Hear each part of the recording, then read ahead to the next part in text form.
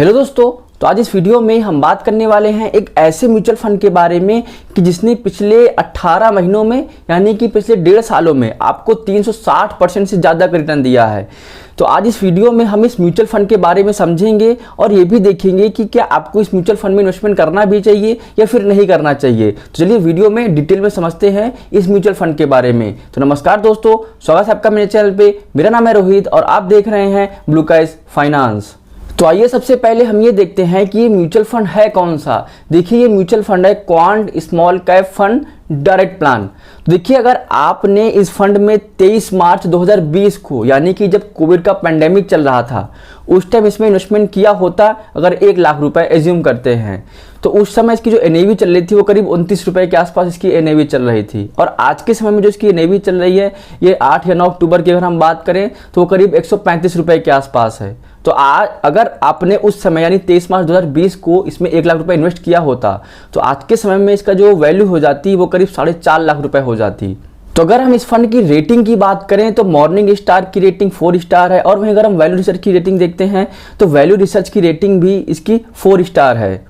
तो आइए सबसे पहले हम इसकी कुछ बेसिक डिटेल्स देखते हैं, उसके बाद हम समझेंगे कि ये म्यूचुअल फंड कैसा है और आपको इसमें इन्वेस्टमेंट करना भी चाहिए या फिर नहीं करना चाहिए। जैसे कि इसकी बेसिक डिटेल देखें तो जो इसका फंड हाउस है वो क्वांट म्यूचुअल फंड है। और वहीं अगर इसकी हम लॉन्च डेट की बात करें तो जो इसकी लॉन्च डेट है वो करीब 1 जनवरी 2013 में ये फंड लॉन्च हुआ था। और अगर इसका हम रिटर्न देखते हैं कि जब से म्यूचुअल फंड लॉन्च हुआ था तो करीब 17.25% का रिटर्न ये एनुअल बेसिस पे देता आया है। और अगर हम इसके बेंचमार्क इंडेक्स की बात करें तो जो इस फंड का बेंचमार्क इंडेक्स आता है वो है निफ्टी स्मॉल कैप 250 TRI। देखिए, बेंचमार्क इंडेक्स के आप ये समझिए कि जो स्मॉल कैप कैटेगरी होती है, देखिए जो ये फंड है क्वांट स्मॉल कैप फंड है, तो जिसकी स्मॉल कैप कैटेगरी होती है वो क्या होती है ये भी आप शॉर्ट में समझ लीजिए। देखिए, जो मार्केट कैपिटलाइजेशन के टर्म्स में क्या होता है, जो 1 से लेकर जो 100 तक की कंपनियां होती हैं वो लार्ज कैप में आती हैं और जो 100 से लेकर 250 तक की जो कंपनियां होती हैं मार्केट कैपिटलाइजेशन के टर्म्स में वो मिड कैप में आती है। और जो 250 के बाद जो कंपनियां होती हैं वो स्मॉल कैप में आती हैं। तो जो ये क्वांट स्मॉल कैप फंड है, ये जो 250 के जो मार्केट कैपिटलाइजेशन के टर्म्स में अगर आप देखेंगे तो जो 250 स्टॉक्स के बाद की जो कंपनियां हैं वो इस फंड्स के अंदर आती है। और इसका इसीलिए इसका जो बेंचमार्क इंडेक्स बनाया गया है वो है Nifty small cap 250 TRI index. और अगर हम इस फंड के रिस्कोमीटर की बात करें तो देखिए, स्मॉल कैप फंड है तो यहाँ पर क्या होगा कि आपका रिस्क बहुत ही हाई होगा, तो इसमें आप सोच समझ कर इन्वेस्टमेंट करिए। और अगर हम इसका टाइप देखते हैं कि ये कौन सा टाइप है, यानी कि आप इस फंड में कभी भी इन्वेस्टमेंट कर सकते हैं और कभी भी अपने पैसों को रिडीम कर सकते हैं, यानी कि ये ओपन एंडेड फंड है। तो अगर हम इसके AUM की बात करें यानी कि इसका एसेट अंडर मैनेजमेंट देखते हैं तो वो करीब 1158 करोड़ के आसपास है। और वहीं अगर हम इसके एक्सपेंस रेशियो की बात करें तो जो इस फंड का एक्सपेंस रेशियो आता है वो करीब 0.50% है। और वहीं अगर इसके हम कैटेगरी के एवरेज का एक्सपेंस रेशियो देखते हैं तो 0.79% का आता है।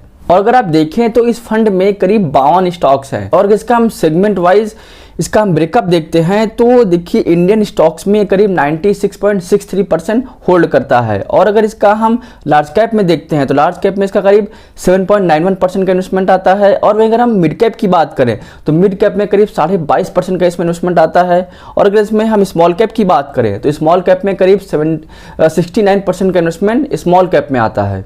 तो वहीं अगर हम इस फंड के मिनिमम इन्वेस्टमेंट अमाउंट की बात करें तो अगर आप लमसम में मिनिमम इन्वेस्टमेंट करना चाहते हैं तो यानी एक साथ आप एक मुश्त पैसा जमा करना चाहते हैं तो आपको कम से कम 5,000 रुपये का इन्वेस्टमेंट करना होगा। और वहीं अगर आप SIP करना चाहते हैं पर मंथ तो आपको 1,000 रुपये की पर मंथ SIP करनी होगी। और वहीं अगर हम इसके फंड मैनेजर को देखते हैं तो इनके फंड मैनेजर हैं वो है अंकित A पांडे, जो कि 11 मई 2020 से इस फंड को मैनेज करते आ रहे हैं। और वहीं अगर हम इनके दूसरे फंड मैनेजर को देखते हैं तो वो है संजीव शर्मा, जो कि 3 अक्टूबर 2019 से इस फंड को मैनेज करते आ रहे हैं। तो आइए अभी हम इस फंड के रिटर्न की बात करते हैं कि पिछले सालों में आपको इस फंड में कितना रिटर्न मिला है। तो चलिए हम स्क्रीन पर देखते हैं। जैसा कि आप स्क्रीन पर देख सकते हैं कि पिछले 1 साल में यहाँ पर आपको करीब 117.8% का रिटर्न मिला है। और अगर हम पिछले 3 साल की बात करें तो पिछले 3 साल में आपको यहाँ पर करीब 38.7% का रिटर्न मिला है। और अगर पिछले 5 साल की बात करें यानी कि 5 साल से अगर आप इस फंड में इन्वेस्टमेंट करते आ रहे हैं तो वहाँ पर आपको करीब 23% का एवरेज रिटर्न मिलता आया है। और ओवरऑल रिटर्न इसमें करीब आपको 17.1% का एनुअल बेसिस पे आपको रिटर्न मिलता आया है। और अगर कैटेगरी के एवरेज से रिटर्न देखते हैं तो ये हर साल आपको इसमें ज़्यादा ही मिलता आया है। इसीलिए आप देखेंगे कि ये स्मॉल कैप कैटेगरी में नंबर 1 पे अभी फिलहाल बना हुआ है। तो आइए अभी हम ये देखते हैं कि अगर आपने इस फंड में 1000 रुपये की SIP स्टार्ट की है 1 साल पहले, 3 साल पहले या फिर 5 साल पहले, तो आज के समय में जो उसका रिटर्न हो गया होगा वो कितना हो गया होगा। तो चलिए अभी हम ये स्क्रीन पर देखते हैं। जैसा कि आप स्क्रीन पर देख सकते हैं कि अगर आपने 1 साल पहले इस फंड में 1000 रुपये की पर मंथ SIP स्टार्ट की होगी तो आपका जो टोटल इन्वेस्टमेंट हो जाएगा वो हो जाएगा 12,000 रुपये, और आज के समय में जो इस फंड की वैल्यू हो जाएगी वो हो जाएगी करीब 18,566 रुपये। इसमें जो आपको प्रॉफिट हो रहा होगा वो करीब 6,566 रुपये का इसमें आपको प्रॉफिट हो रहा होगा। और अगर हम 3 साल पहले की बात करें, यानी 3 साल पहले से आपने इस फंड में 1000 रुपये पर मंथ की SIP स्टार्ट की होगी तो आज के समय में जो आपका टोटल इन्वेस्टमेंट हो जाएगा वो हो जाएगा 36,000 रुपये, और आज के समय में जो इस फंड की वैल्यू हो जाएगी वो करीब 92,429 रुपये हो जाएगी। और इसमें आपको जो प्रॉफिट हो रहा होगा वो करीब 56,429 रुपये का इसमें आपको प्रॉफिट हो रहा होगा। और अगर हम 5 साल पहले का डेटा देखते हैं, यानी कि 5 साल पहले से अगर आपने इस फंड में 1000 रुपये पर मंथ इन्वेस्ट करते आ रहे हैं तो आज के समय में जो उस फंड की टोटल इन्वेस्टमेंट हो जाएगा वो हो जाएगा करीब 60,000 रुपये, और उस फंड की जो टोटल वैल्यू हो जाएगी वो हो जाएगी करीब 1,57,013 रुपये। यहाँ पर आपको जो प्रॉफिट हो रहा होगा वो करीब 97,000 रुपये का इसमें आपको प्रॉफिट हो रहा होगा। तो आइए अभी हम ये देखते हैं कि अगर आपने इस फंड में 10,000 रुपये का लमसम में इन्वेस्टमेंट किया होगा 3 साल पहले या फिर 5 साल पहले, तो आज के समय में उस फंड की क्या वैल्यू हो जाएगी, चलिए स्क्रीन पर देखते हैं। जैसा कि आप स्क्रीन पर देख सकते हैं कि 3 साल पहले अगर आपने इस फंड में 10,000 का लमसम इन्वेस्टमेंट किया होगा तो आज के समय में जो उस फंड की वैल्यू हो जाएगी वो करीब 26,732 रुपये हो गई होगी, और इसमें जो आपको रिटर्न मिल रहा है एनुअल बेसिस पे वो करीब 39% का है। और अगर 5 साल पहले आपने इस फंड में 10,000 रुपये का लमसम में इन्वेस्ट किया होगा तो आज के समय में उस फंड की जो वैल्यू हो गई होगी वो करीब 28,140 रुपये की हो गई, और इसमें जो आपको एनुअल बेसिस पे रिटर्न मिल रहा है वो करीब 23% का है। तो आइए अभी हम ये देखते हैं कि जो इस फंड की टॉप 10 होल्डिंग्स हैं वो क्या क्या हैं। तो चलिए हम स्क्रीन पर देखते हैं। जैसा कि आप स्क्रीन पर देख सकते हैं कि इंडिया बुल्स रियल एस्टेट जो कि कंस्ट्रक्शन सेक्टर का स्टॉक है, इसमें इसका जो एसेट एलोकेशन है वो 5.87% का है। वहीं ITC की बात करें तो ITC FMCG सेक्टर का स्टॉक है, इसमें जो इसका एसेट एलोकेशन आता है वो 5.0% का है।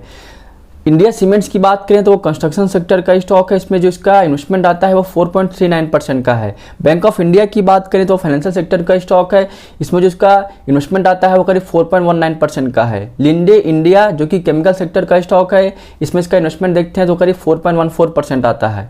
अरविंद जो कि टेक्सटाइल सेक्टर का स्टॉक है, इसमें जो इसका इन्वेस्टमेंट आता है वो करीब 3.87% का है। शिल्पा मेडिकेयर जो कि हेल्थ केयर सेक्टर का स्टॉक है, इसमें जो इसका इन्वेस्टमेंट आता है वो करीब 3.68% का है। कैप्लिन पॉइंट लेबोरेटरीज की बात करें तो वो भी हेल्थ केयर सेक्टर का स्टॉक है, इसमें जो इसका इन्वेस्टमेंट आता है वो 3.55% का है। EID पेरी जो कि FMCG सेक्टर का स्टॉक है, इसमें जो इसका इन्वेस्टमेंट आता है वो 3.38% का है। नेशनल एल्यूमिनियम कंपनी जो कि मेटल सेक्टर का स्टॉक है, इसमें जो इसका इन्वेस्टमेंट आता है वो करीब 3.20% का है। तो अगर हम इसके सेक्टर एलोकेशन की बात करें तो इसका सेक्टर एलोकेशन कैसा हुआ है, चलिए हम स्क्रीन पर देखते हैं। जैसा कि आप स्क्रीन पर देख सकते हैं कि कंस्ट्रक्शन में इसका सबसे ज़्यादा इन्वेस्टमेंट है वो करीब 21% के आसपास है। और अगर FMCG की बात करें तो FMCG में इसका करीब 16% का इन्वेस्टमेंट आता है। और अगर हेल्थ केयर की बात करें तो हेल्थ केयर में इसका करीब 14% का इन्वेस्टमेंट आता है। और अगर हम केमिकल्स की बात करें तो केमिकल्स में इसका करीब 12% का इन्वेस्टमेंट आता है। और अगर टेक्सटाइल की बात करें तो टेक्सटाइल में इसका करीब 8% का इन्वेस्टमेंट आता है। और अगर मेटल्स की बात करें तो मेटल्स में इसका करीब 7% का इन्वेस्टमेंट है। वहीं फाइनेंशियल में भी इसका करीब 7% का इन्वेस्टमेंट आता है। और अगर हम कम्युनिकेशन में देखते हैं तो वहाँ पर करीब 3% का इन्वेस्टमेंट है। फिर बाकी यहाँ पर आप देख सकते हैं कि सर्विसेज, इंजीनियरिंग, टेक्नोलॉजी में भी इसके 1-2% का इन्वेस्टमेंट आता है। तो चलिए अभी हम इसके रिस्क रेशियोज को देखते हैं, क्योंकि रिस्क रेशियो से हम ये समझेंगे कि ये फंड अपने कैटेगरी में कैसा परफॉर्म किया है और यहाँ पर आपको इन्वेस्टमेंट करना होगा या नहीं करना होगा। ये हम इसके रिस्क रेशियोज को समझने के बाद हम इस पर डिस्कस करेंगे। तो जैसा कि आप स्क्रीन पर देख सकते हैं कि जो इस फंड का स्टैंडर्ड डेविएशन आता है वो इसका हाई वोलेटाइल शो कर रहा है। मतलब कि जो इस फंड का स्टैंडर्ड डेविएशन है वो 21.45 है, और जो इसके कैटेगरी का एवरेज है वो 17.1 है। यानी कि ये फंड काफ़ी ज़्यादा वोलेटाइल है अपनी कैटेगरी के एवरेज में। और अगर इस फंड का हम बीटा देखते हैं तो यहाँ पर ये लो वोलेटाइल शो कर रहा है। ये जो बीटा है ये क्या करता है कि जो आपका रिस्क होता है, जो वोलेटिलिटी रिस्क होता है वो इसमें शो करता है। और इसमें जो इसका बीटा आता है वो 0.54 है, और इसमें जो इस कैटेगरी के एवरेज का बीटा है वो 0.73 है। और अगर शार्प रेशियो की बात करें तो शार्प रेशियो इसमें काफ़ी अच्छा है। इसमें आपको बेटर रिस्क एडजस्टेड रिटर्न दिखा रहा है, यानी कि जो ये फंड है ये आपका रिस्क के साथ साथ आपको बहुत अच्छा रिटर्न भी देता है। और टेनर रेशियो की बात करें तो टेनर रेशियो भी काफ़ी अच्छा है इस फंड का। यहाँ पर रिस्क लेने के साथ साथ काफ़ी अच्छा इसमें आपको रिटर्न भी दिया है। और अगर जेनसन अल्फा की बात करें तो जेनसन अल्फा इसका बहुत ज़्यादा अच्छा है। अगर इस फंड का हम जेनसन अल्फा देखें तो करीब 26.73 है। अगर इसके कैटेगरी के एवरेज का हम जेनसन अल्फा देखें तो वो करीब 5.11 है। तो यानी कि ये अपने बेंचमार्क इंडेक्स की कैटेगरी अगर इसको अपने बेंचमार्क इंडेक्स से कंपेयर करें तो वहाँ से करीब से 26% ज़्यादा रिटर्न दिया है।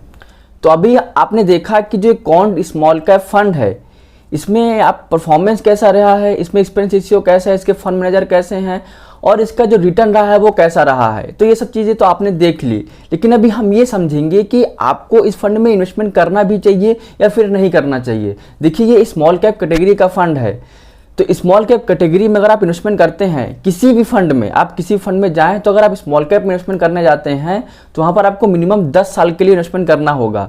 अब ये मत देखिए कि ये फंड में आपको पिछले 18 महीने में 360% का रिटर्न मिल गया है तो यहाँ पर आप इन्वेस्टमेंट कर दीजिए। देखिए यहाँ पर ये आपको रिटर्न मिल चुका है, ये पास्ट रिटर्न है। अभी फ्यूचर में आपको कितना रिटर्न मिलेगा ये आप गेस नहीं कर सकते, क्योंकि अभी मार्केट पीक पे है, तो इसलिए यहाँ पर आपको परफॉर्मेंस भी बहुत अच्छा मिला है। लेकिन अगर आप लंबे समय के लिए 8-10 साल के लिए इन्वेस्टमेंट करने जाएंगे तो वहाँ पर आपको 20% तक का रिटर्न एनुअल बेसिस पे आराम से मिल सकता है।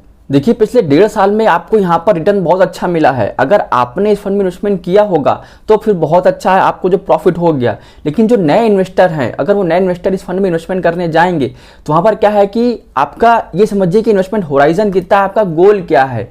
आप ये रिटर्न देख के इसमें इन्वेस्टमेंट ना करें। अगर आप इसमें रिटर्न देख के इन्वेस्टमेंट करते हैं तो यहाँ पर आपको लॉस होने की भी संभावना बहुत बढ़ जाती है। इसीलिए आप अपना गोल क्लियर कीजिए कि आपका जो इन्वेस्टमेंट होराइजन है करीब 8 से 10 साल का होना चाहिए, क्योंकि ये स्मॉल कैप फंड है। पिछले जो 18 महीना आपको रिटर्न मिला है उसको ना देखें, आप आगे के रिटर्न को एज्यूम करें, आगे के रिटर्न को आप सोचें कि आपको कितना मिल सकता है और आपको जो इन्वेस्टमेंट करना है वो किस पर्पस से करना है। ये सब गोल डिफाइन करके ही फिर आप इन्वेस्टमेंट करिए। आप इसमें अगर 1 से 2 साल के इन्वेस्टमेंट करने जाएंगे तो वहाँ पर आपको बहुत ज़्यादा रिस्क हो सकता है। तो आज इस वीडियो में हमने बात किया quant small cap mutual fund के बारे में। अगर आपने भी अभी तक इस म्यूचुअल फंड में अपना इन्वेस्टमेंट स्टार्ट नहीं किया है तो अगर आपके पास डीमैट अकाउंट नहीं है तो डिस्क्रिप्शन में जाके वहां पर आप अपना डीमैट अकाउंट ओपन करवा सकते हैं और आप स्टॉक्स और म्यूचुअल फंड में अपना इन्वेस्टमेंट स्टार्ट कर सकते हैं। तो अगर आपको वीडियो पसंद आया हो तो आप वीडियो को लाइक कर सकते हैं। अगर आपको ऐसे ही म्यूचुअल फंड रिलेटेड वीडियोस चाहिए तो आप मेरे चैनल को सब्सक्राइब कर सकते हैं। आज के लिए इतना ही, मिलते हैं अगले वीडियो में।